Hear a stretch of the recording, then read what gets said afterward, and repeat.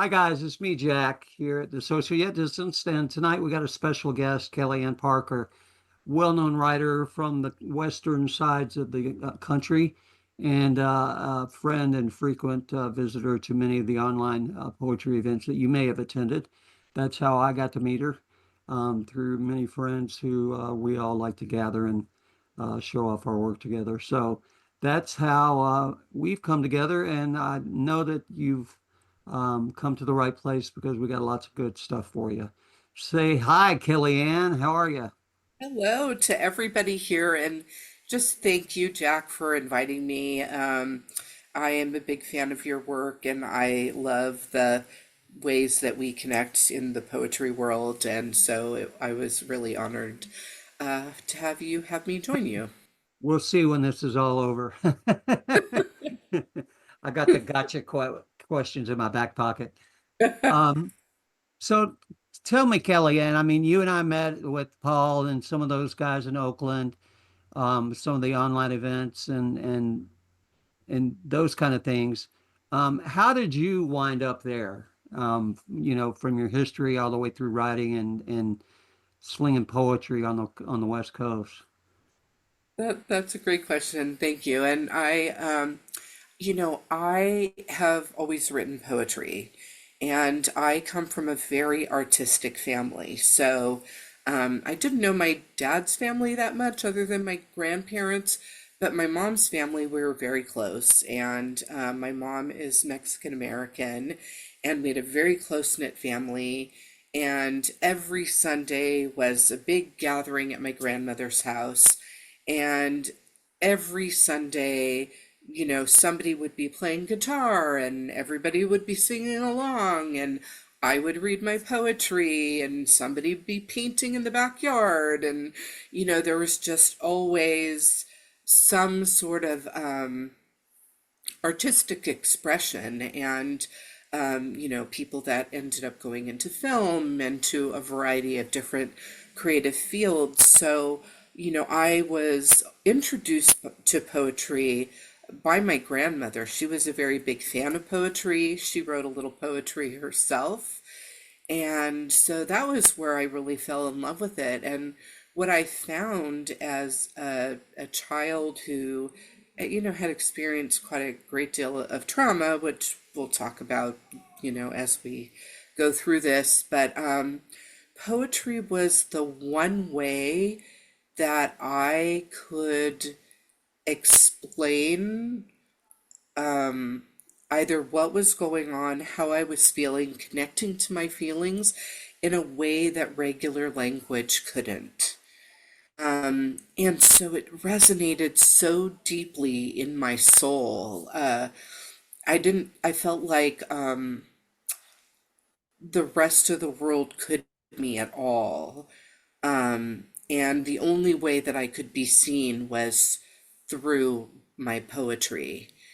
And what ended up happening was, I was born in Los Angeles, moved when I was about 24 to the Bay Area, and lived in the Bay Area for about 35 years. And during that time, I had continued to write, but what ended up happening was I had a very good friend who, she and her husband were both poets, and we had sort of exchanged this part about ourselves, and she was trying to get me to go out and go to poetry readings with her.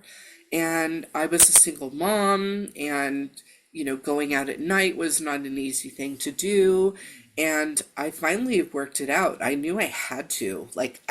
It was one of those things where I couldn't not do it. And I ended up writing, a signature piece of mine for the first couple times I sat in the audience. And then, maybe the second or third time I wrote a piece called The Abyss, which was about a family member's depression. And it, it would, you have some of those that literally save your life. And that was one of those pieces. Yeah, I definitely relate to those feelings. I think my circumstances were different. I was a little bit younger. Um, But I remember it was a sense of relief um, when I realized that I could retell the story I was actually living through words. I wrote a piece when I was about seven called Freddie the Rat. And I remember how impressed my family was by this writing, but they didn't get it. You know, Yeah. Freddie was living in a cage and he was not liked by most people. And that was very indicative of kind of where I was in my life at that point. Um, but that click that happened when I realized that happened is what made a difference. And my writing has always been linked to at least the story of me, if not the survival or the trauma of me. Hmm. Yes. Yeah, and it's interesting, so my early reading was just to my family on these Sunday gatherings. And it was my mother's youngest brother. My mother's the oldest of 13, and the youngest was only a year older than I was. Mexican Catholic family, that's what you get. Sure, sure. And uh and so he was like a brother to me, and he was an incredible guitar player, great singer. And so he and my sister were in a band, and we I would sing with them too. But one time when we were uh, early teens, maybe 13 or 14 years old, and he said to me, um, you know, you don't have to rhyme in all of your poems. Why don't you, try to break out of that? And it completely opened up everything to me. And I found my voice that I didn't know I had. So, did that lead to changes in your education at that point? Did you pursue English and writing because of that? I wish I could say yes, but part of my story in terms of trauma was when I was in high school in the 11th grade. I was a victim of violent crime, and I literally got slut shamed out of high school in 11th grade. So I never went to 12th grade. I later went back to community college, and so had a chance to continue and pursue that, which was wonderful. But who knows what would have happened if that didn't happen. Yeah, I believe me, I know I got my GED in prison. Okay, so I I know those kind of tales. Well, so you traveled down this path and you found your creative expression by the grace of the creative hurricane you were living in the middle of, and I find myself quite jealous of that actually. Um, where do you go from there? How do you end up putting pen to paper and putting it out in the streets where people can read it and hear you speak it? Yeah, What's that so journey look like for you, I guess? the journey started when I went with my friend to poetry readings, and I felt like I found my people. And I was also really grateful that it was largely a queer community too. Right. So, I was a, single mom, and, didn't have a chance to go out all that much. And here I'm like deeply steeped in queer community and creatives and poets and performance artists. And it really opened up my mind to what was possible. And Right. so it gave me permission to push the boundaries more. And so a lot of my early writing, talked about like, pain and heartbreak and things like that. But as time, went on, when I started doing poetry readings, I started talking more and more about my mental health. And that was, and actually, I'll tell you the story, what happened. So I was doing, open mics more and more with my friends' invitation to get me to go. And there was a queer trans open mic in Oakland, and I started going to that. And it literally, I called it church. It was like church. I came out of it reborn, a new person. And so, one of the things I'll share here is that I have dissociative identity disorder. And when I was first diagnosed in 1991, it was still called multiple personality disorder. So, I had been diagnosed, and for over 20 years, I didn't talk about it. I didn't tell other people. I knew as a child that I was different and there were things about me I couldn't tell other people.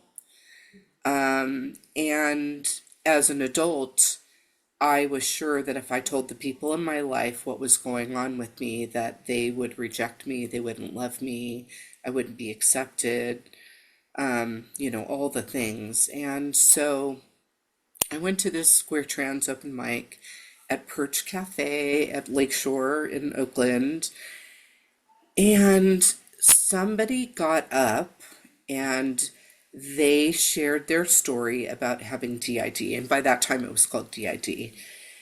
And I had been in group therapy with people that had it, but there were underground like newspapers and things like that, but I had never been in a room where people said it out loud on a microphone to a bunch of people that they didn't know. And I said to myself, I'm going to do that now. I'm going to do that next week.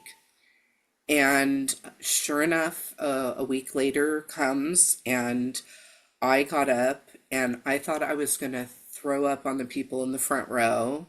But I got it out of my mouth, and I was just given nothing but love, and welcoming. And that was really life affirming for me. And then I decided that I was going to write more about it and more explicitly, and not just slightly veiled references, that I was going to explicitly write about what it's like to dissociate, what it's like to, you know, have, moments where you find yourself what I called being dropped out of the clear blue sky, that Yeah. which used to happen to me, where I'd be in elementary school and I wouldn't know how I got there, and I would have to figure out really quickly, like, wait a minute, what am I doing? Is somebody calling on me? What am I supposed to be doing? And to be able to talk about those things in a way that was depathologizing and destigmatizing, and help people understand that 1% of the population has DID, right?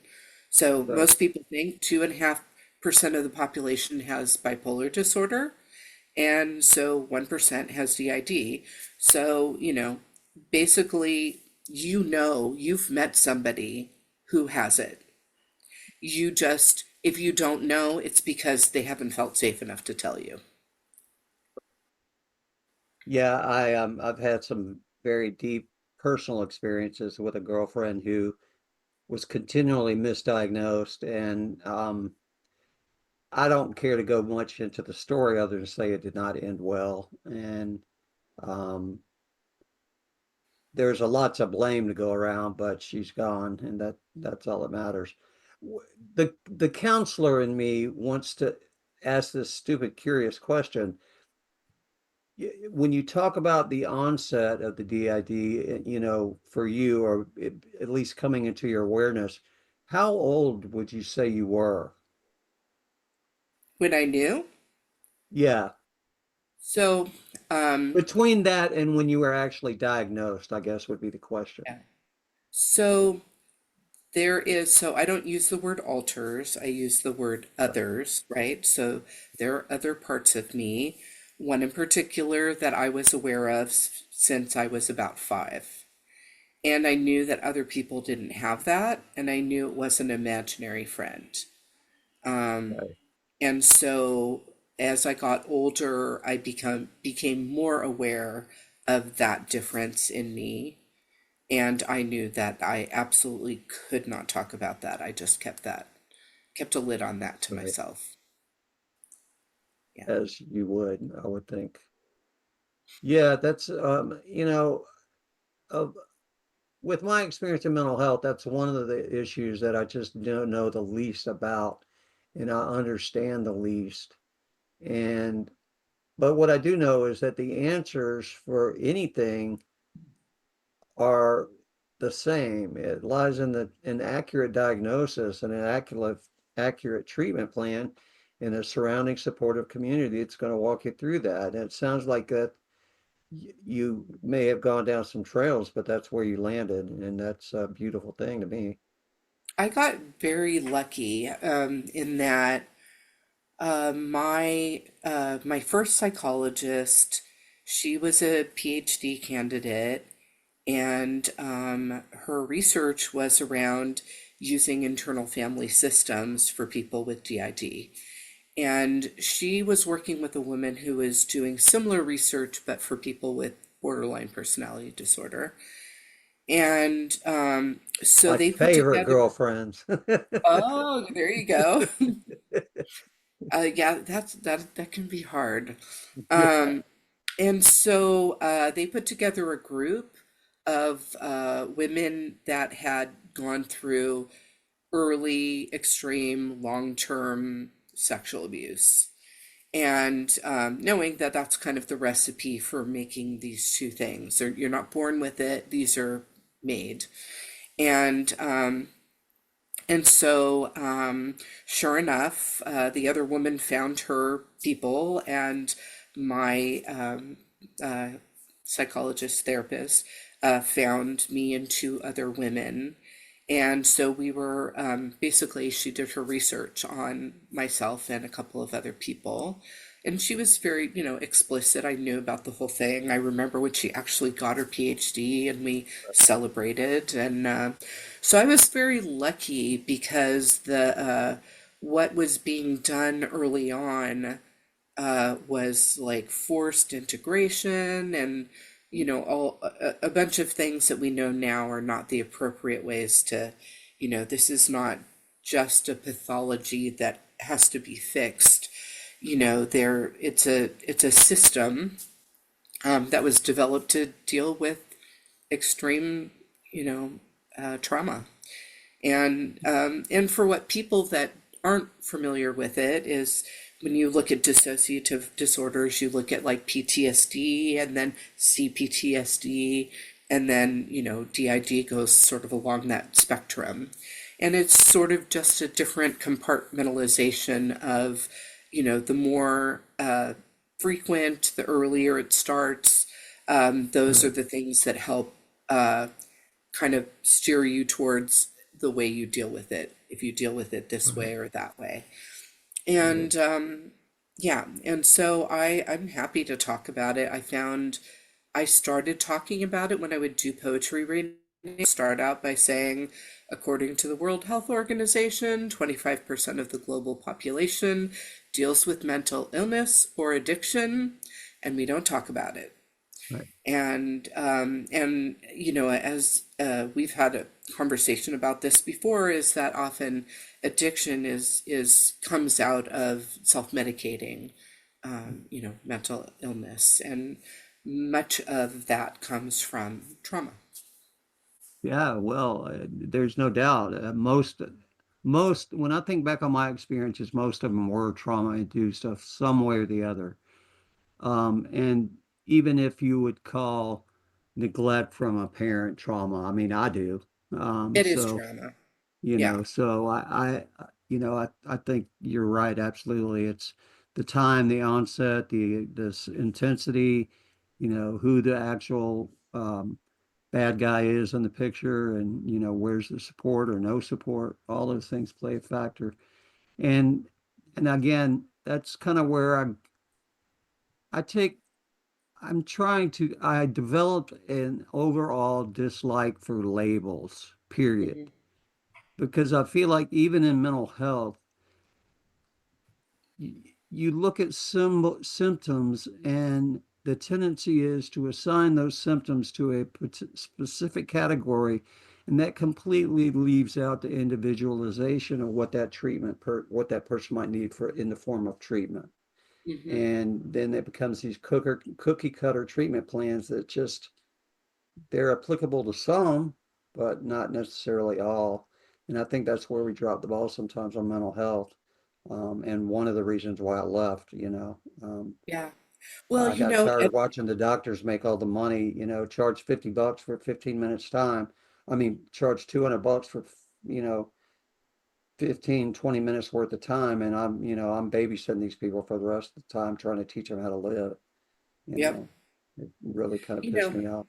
it's sort of this, it in some ways, like naming something gives you an idea of like, of what it is. But on the flip side of it, like what you're saying, is that by sticking a label, then, there's all the stigma that goes with that. There is the assumptions that go with that. And one of those assumptions is that everybody's experience is the same. And it's not, usually with any type of diagnosis, there's a spectrum within that of, Sure. what people's experiences are. And Exactly. obviously, yeah. So what the Well, and treatment, it's like what they call DID now, back when it was MPD, that, you couldn't mention the word MPD without hearing civil. yeah. You know? Oh, yes. Trust me, I know. I like when I hear I references to, thought you might appreciate that. yes, But yeah, that's the way it that, was when I was a counselor, and I was like, wait a minute, that's not even real, dude. What are you talking about? yeah, it is, Well, you the got any media. poems you might want to read about that? Sure. Yeah, I do, as a matter of fact. Give Uh, us one. so this first poem I'm going to read is about what dissociation is like. It's called Instructions to Insulate from Moonlight. Wear malachite, drink hawthorn berries, prepare for the next cycle in the infinite loop, and remember to breathe when the sun starts to fade and paints clouds from below while anxiety grows into a flower named dread. Snapping photos to steal light, which I hide in my pocket to later conjure safety. But land eludes me, and I begin pacing in a rhythm.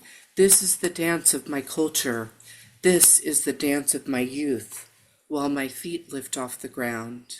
And I float and I spin with no handhold in sight, no means to make it stop until I'm swept up in the current. Then the images come, first like faded Super 8, flash hypersensory, then to sensory fog that tastes of bile and rot. It slowly slows the nauseating spinning, rapid flipping, familiar state of dissociation, a familiar task that elude me like opening doors. So I wait before them until memory returns. And after running from this burning building of a body, avoiding mirrors to evade the reflection of the wild eyed animal eyeshine of the familiar and the totem, and nothing, then the nothing, the welcoming, familiar, nothing, weighty blanket of nothing. And I return, time lost, but grateful. I've survived another until the next full moon. I don't know why, but at the beginning of that piece, I had that vision. There was a line, something about spinning, and I pictured the child dancing in their family and kind of where that went from there and how it was parallel, that same dizzy spinning, There's a but lot of you know, parallels, right? Hmm. yeah, yeah, that's the way it struck me. You know what it means. I know what it means, but yes, there's and the dance is a incredible metaphor for, Mhm. any number of things. We have uh, dances of, a culture could be your family. The culture could be, any number of things. And, there are choreographed dances where you do steps that you're supposed to take, and then there's obviously, the dance of, whatever comes out of your soul too. Yep, absolutely. So coming out of your soul, living through all that, and picking up the pen and paper, um, how does that end up being at someplace close to advocacy as well with your words as well as your actions? And can you tell us a little bit about that? Yeah, as I started writing more about mental health, I would open up my reading by talking about it.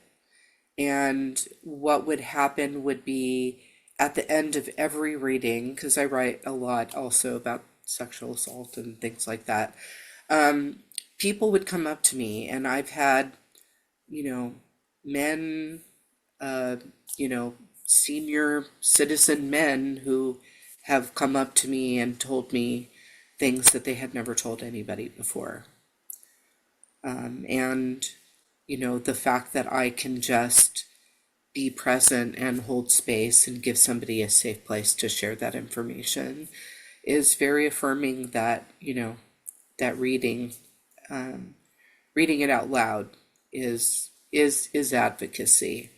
I did an express talk at NamiCon a couple years ago, about my lived experience. I've NAMI as in NAMI.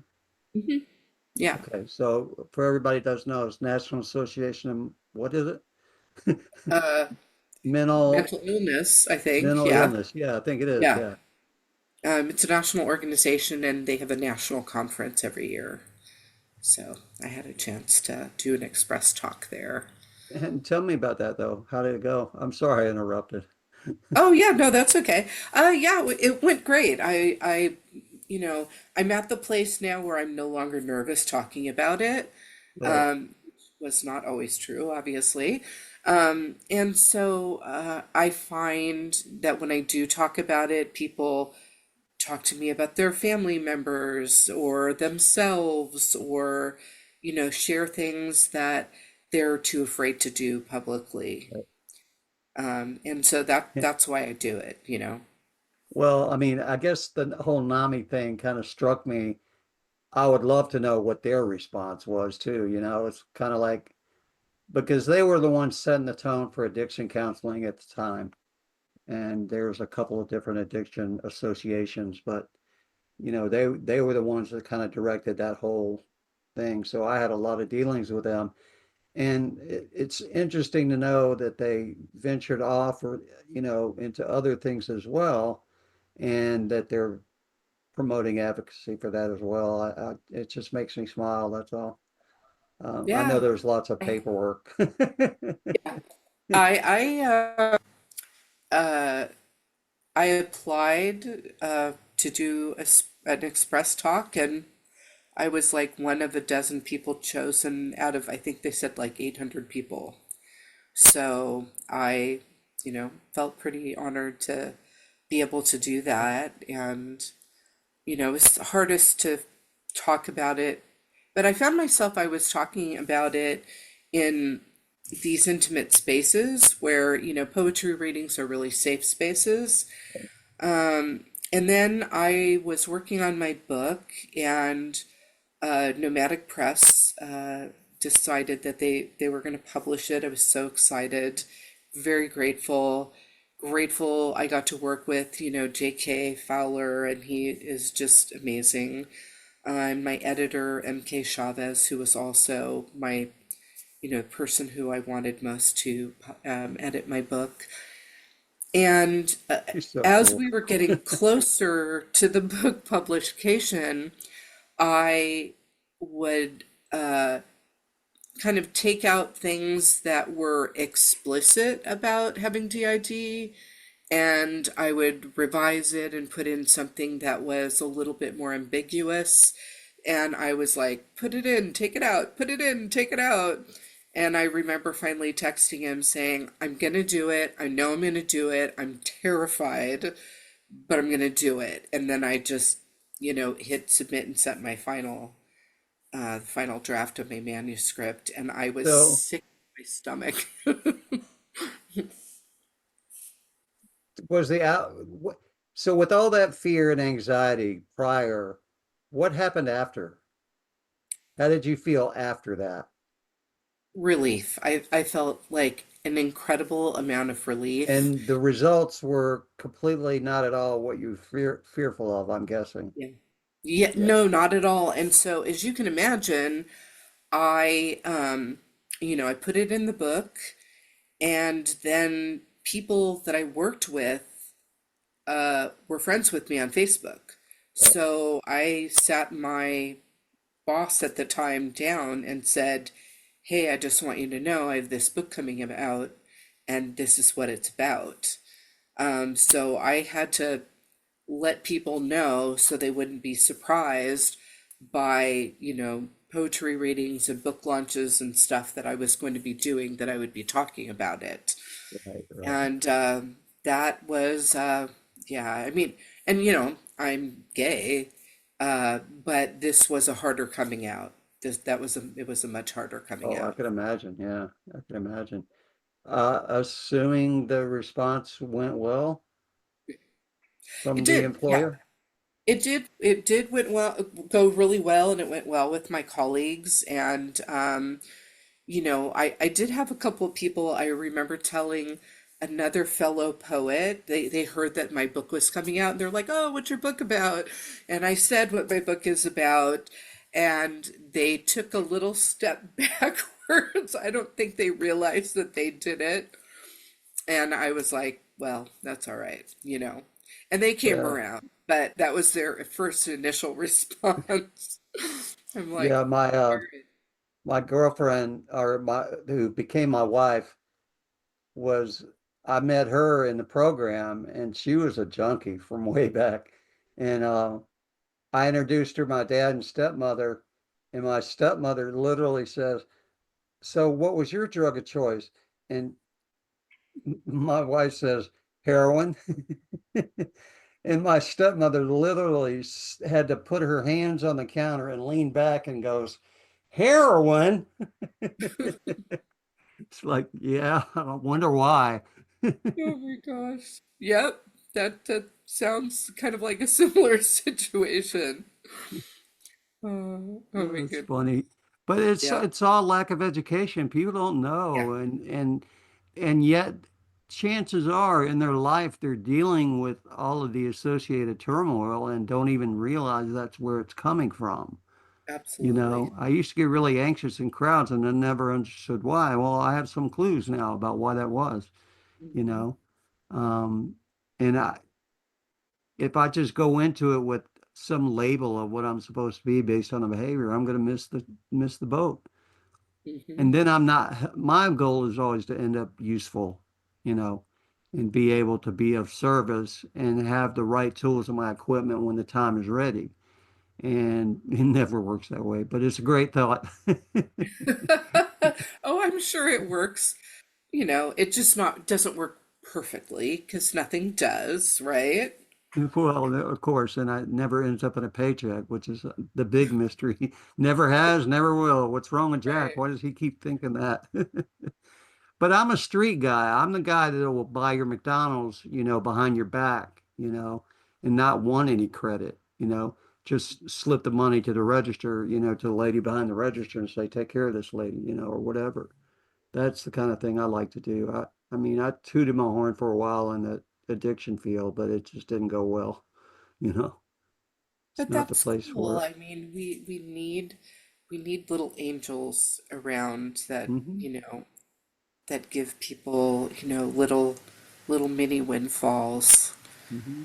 you know, Some of the people especially, that were the harshest to me in my whole growth and through recovery and whatnot, I hated those people, you know. But you know what? They were right. And because I was willing to listen to what they said, some things changed, And that's all they promised, and that's what I got. And I believe that everybody has that same chance.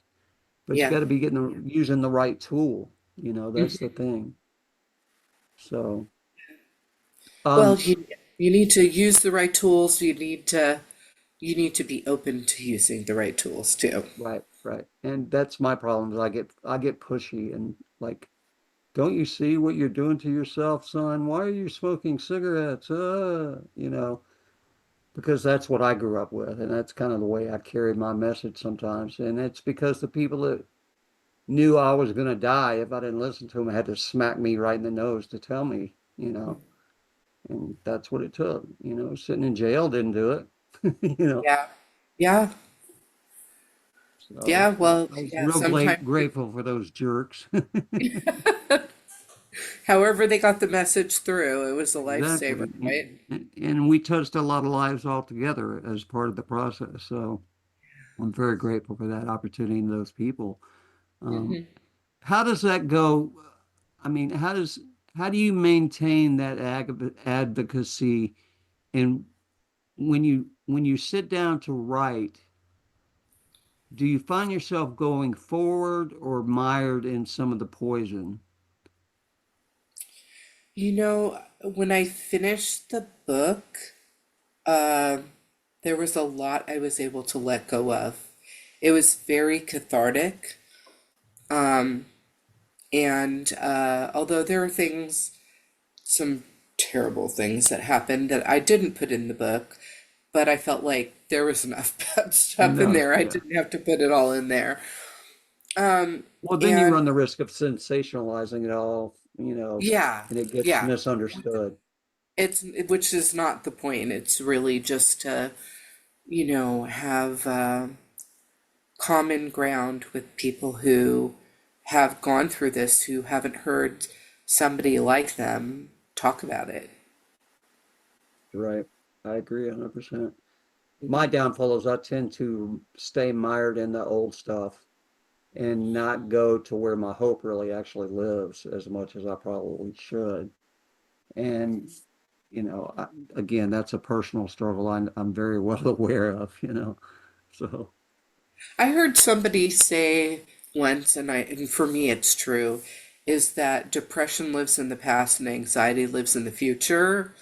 And I'm like a big future tripper, so I'm like the anxious one, um, and so hearing that said kind of reminds me, like, oh, okay, I really needed to be grounded in the now and in the present, and I right. can't change what's happened, and I don't know if what I'm worried about is actually going to happen.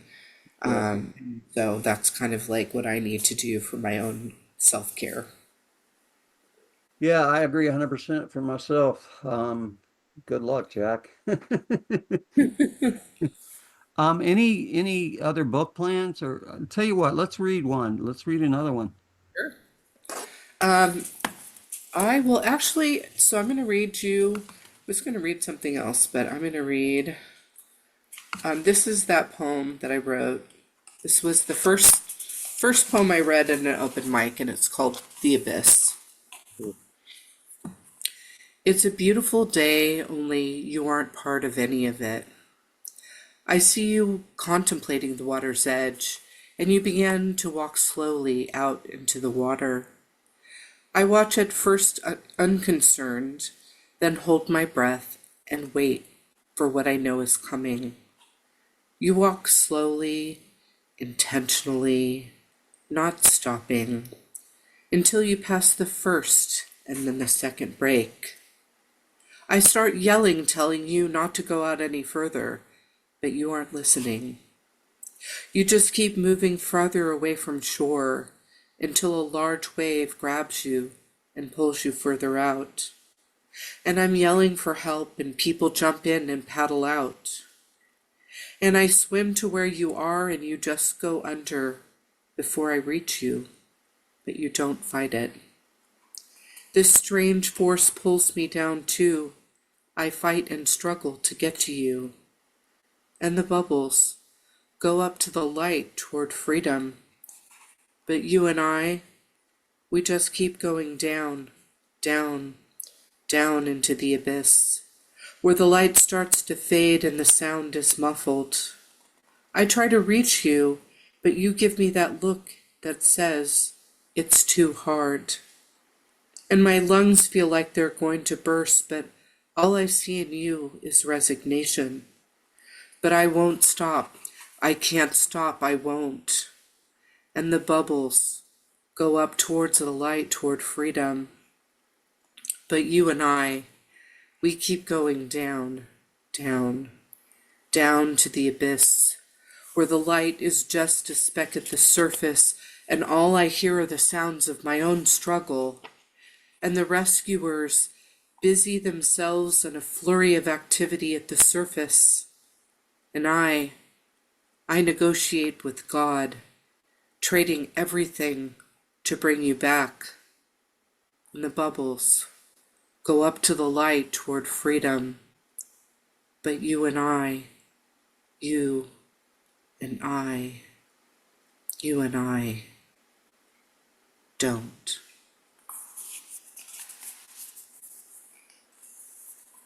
Wow.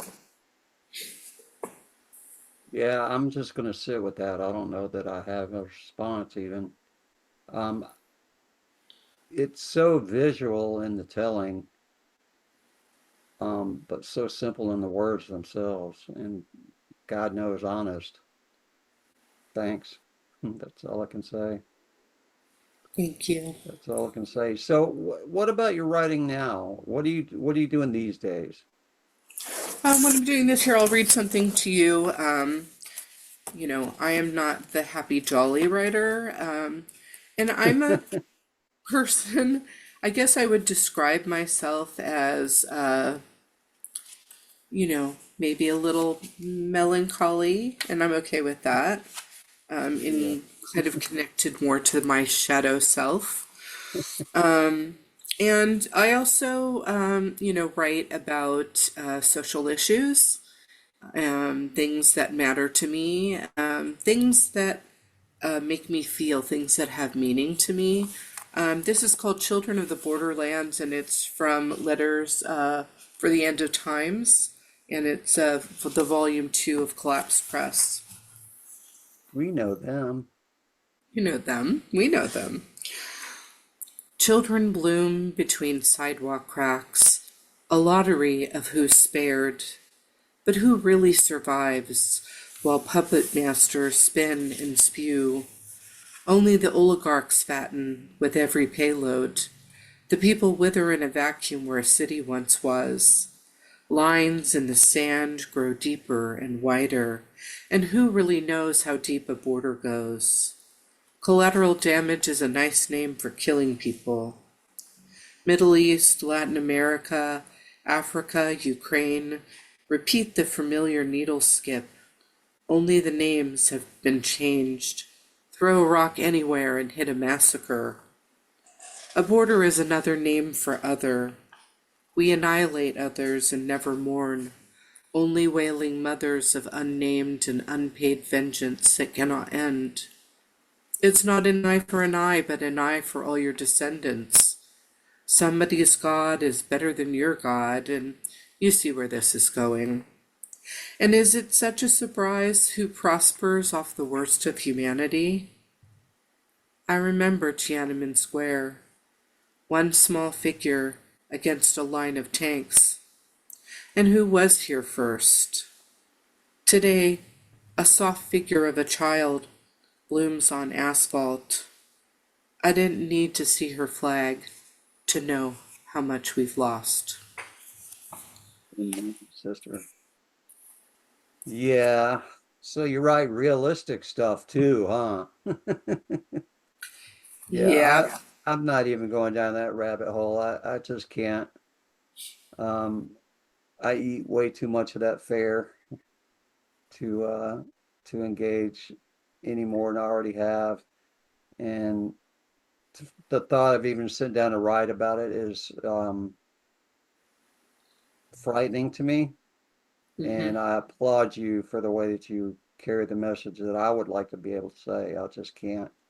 And I don't because of fear. I have, I'm on disability. I have Medicaid and, things that are dependent on my life. So I like to grumble, but I'm afraid if I make too much noise that it's over. So I it's a have to real take it in fear. small doses. Yeah, Huh? it's a real I have to fear take to, in small doses. yeah, absolutely. And, the fact that you have this space where people can share, right? So, Yep. you know, the part that everyone can do is not, it's not the same. Like some people make Right. spaces for others, some people use their voices in that way. And both of those things are as important because it carries the message. Well, and it's all the worlds. I mean, these are the worlds I live in.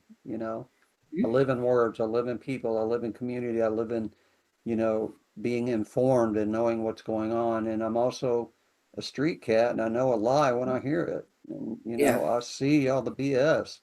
And my despair lies in the fact that I'm 60 years old now, and everything in my entire life that was touted to be progress, yeah, from civil rights to abortion to you name it, you know, is being ripped away one thing at a time. So it feels to me, and this is probably where the key is to writing about it, but it feels to me like it's all being ripped away, and like there was no point in me even being here, or anybody else, because this was supposed to be, and I don't buy that shit, you know, because it's greed is all it is.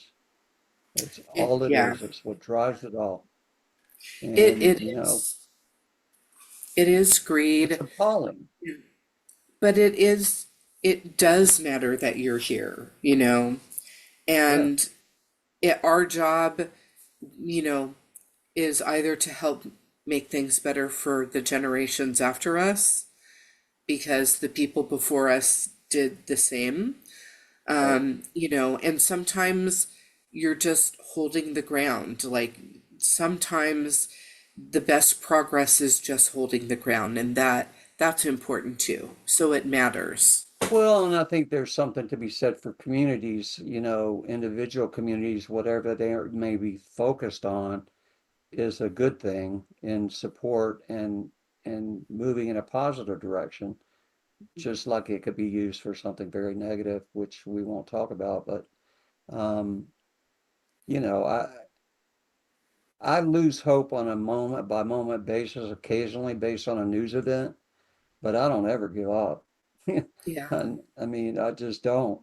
And I will say what I want to say, and you can kiss my ass, you know. I Even love if you that. are the president. I mean, I don't care if you're the Yeah, president, I would say the same thing to you. I should write about you on Twitter. So that's right. anyway, that's enough of that. You get me riled up and I'll be in Guantanamo next thing you know. I'll be in the cell next to you, so Well, at least we'll have poetry. we'll have poetry. We'll start a poetry reading. Um, yeah, I'm big on revolutionary poets, and I'd like to be one of those. Too bad I don't write that well. You know what? But I So, like to build a neighborhood. This whole project was designed to be a neighborhood where mhm, books don't ever get banned and where people get introduced to people like yourself who may not get heard somewhere else.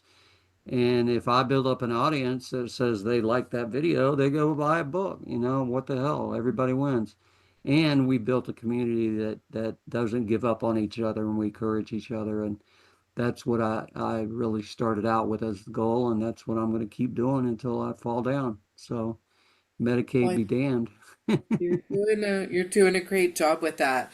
But I will share something with you about my belief about poetry is that you know, I don't I don't focus on whether something's good or bad.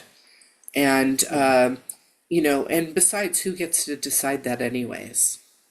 Exactly. That's my I- ultimately, I don't have an MFA, so I'd love to do that someday. I think it would be really cool to learn more about my craft that I take very seriously, even without the degree. But I'm a street poet. That is Right. who I am, and I'm very proud of being a street poet. What I've learned from people who've been street poets have been, to just speak your truth no matter what. Right.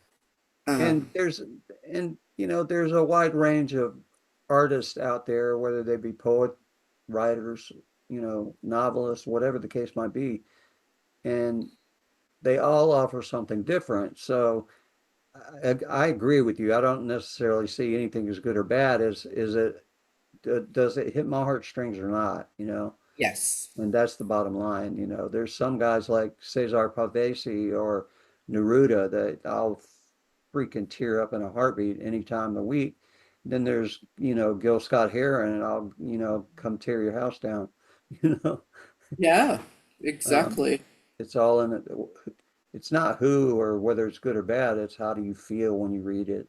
Yeah. And, you know, in the writing that I do is it's designed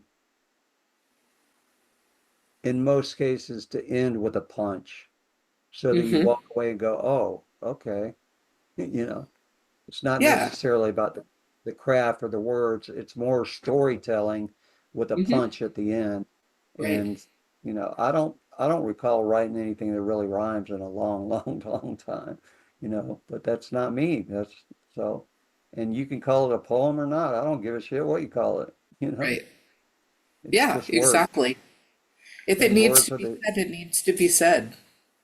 words are the medicine, not the form, you know. Absolutely. Well, I'm pretty big on action behind the words, but that's that's a tale for a different time, I think. Yeah. Right.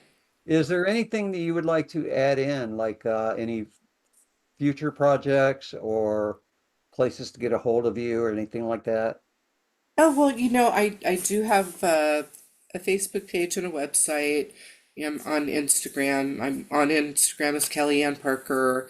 On Facebook, I'm on Kellyanne Parker Poetry. And I have a website, kellyanneparkerpoetry.com. So that's the best way to keep track of things that I'm doing in terms of readings and such. Um, and I have a couple of manuscripts that are working on finding homes. So, stay tuned. More will be revealed as far as that goes. And I do have one more poem I'd like to leave you with. Please do. Yes, absolutely. Okay. It's an old poem of mine and it's a favorite. I know we talked about some deep stuff, and so I want to leave you someplace else. And this is called Oh, Solitude. thank you. I find comfort in solitude. It's misunderstood and often mistaken for loneliness. It's not the same. Loneliness is a vacant crater. Solitude is different. Quiet conversation with yourself. Being alone, but not feeling alone. Comfortable quiet. Where the outspoken word is unwelcome and would shatter the calm stillness. Quiet is its own language, one understood by the speaker listener as one and the same, one's own true first language. I speak it well and do not pass it on to others, the part of me that's not shared, spoken here in the code of poetry, seen, not felt by others, as they would see their green and not mine. Practice your language, for therein lies all answers, answers true and just as if given to you by some higher power. And perhaps it is. Quiet conversations with you and your God. Some call it conscience, others inner self. Call it what you like. I have my own name, and I keep it to myself. There you go. Thank you very much for that. I like that a lot. I like that a lot. Is there anything else you'd like to add before we close up? I just wanted to say thank you very much for having this wonderful safe space, and it's been a pleasure hanging out with you. Well, sit tight. I'm going to say goodbye to the audience, and then you and I'll wrap it up in the final. Okay, ladies and gentlemen, thanks for hanging out with us tonight. I hope you enjoyed our time with Kellyanne Parker. Take the time to go and read her words, and don't forget about us. You can like, share, subscribe, all that hoopla. And if you'll check in the description, you'll find links to where you can get discount on books and t-shirts and merch anything else I can come up with to sell you. So there you go, and we appreciate you being here, and we hope to see you again soon. Thanks very much, you guys. And